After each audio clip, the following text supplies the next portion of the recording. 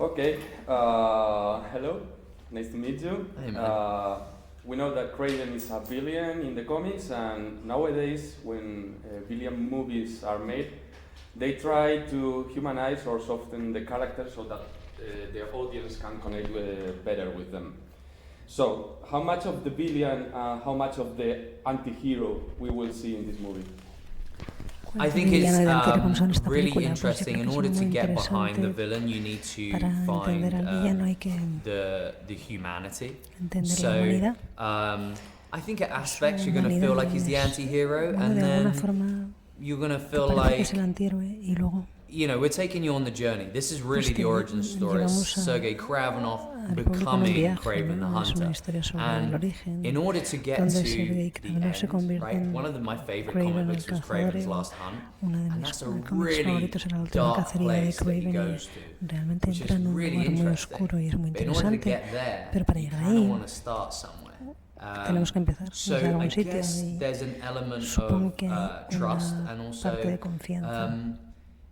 it gives you nowhere to go. If you start at 60, you can't really go anywhere. So this movie was really important. J.C. Chandor's a fantastic director who really cares about that sort of moral ambiguity and those sort of complex layers. So it's a real gangster story, this one. And if you can plant the seed of where the trauma and the darkness comes from and the toxic world that he's been brought up in, then you can see the path of how he becomes the villain that we know and love. So it's really a matter of like, at what point is it justice, or is it or is he gone too far? He's trying to not be the father. He wants to be everything his father isn't. And at some point, I think he becomes worse.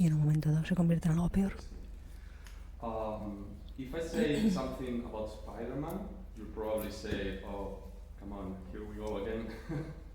So, how do you feel about going into a promotion for your movie where you're only asked about a character that doesn't appear in it?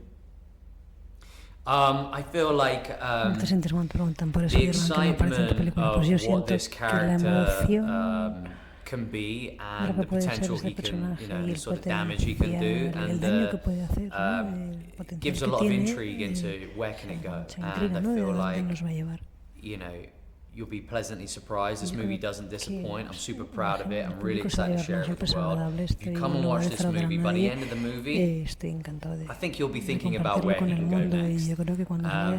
Kraven the Hunter has got some really cool comic book stories out there, and goes toe to toe with some cool superheroes as well. So it's really down to you guys, isn't it? So connecting with that, what would you say to the fan who was disappointed with Morbius or Madame Web to get them to go to see this movie? Explain that question to me. Con Morbius o con Madame Web para que vean esta película. Got disappointed with Morbius or Madame Web. Oh, Morbius. Sorry, I couldn't understand what you said. I thought you said more views. I was like, okay, yeah. And Madame Web. So, what would you say to them to go to see this movie? I would say this is a movie that stands on its own. It's a real gangster story. We've got fantastic cast. Russell Crowe is this menacing Russian gangster. And we go head to head. Ariana DeBose is fantastic. Chris Abbott, Fred Hechinger. It's elevated cast.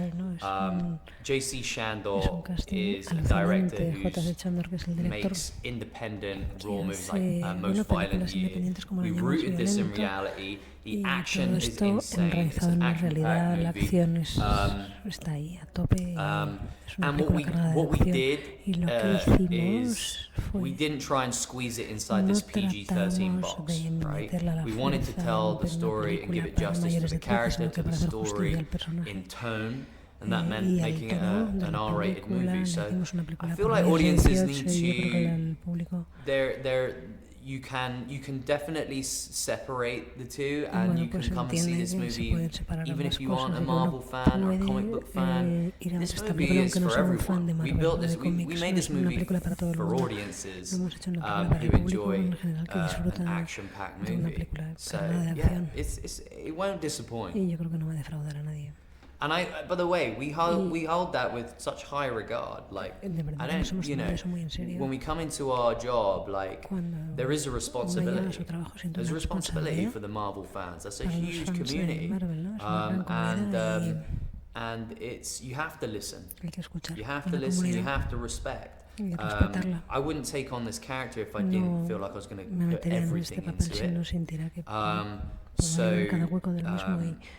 It has legs to stand on. And yeah, it's worth coming to see. And what would you like more?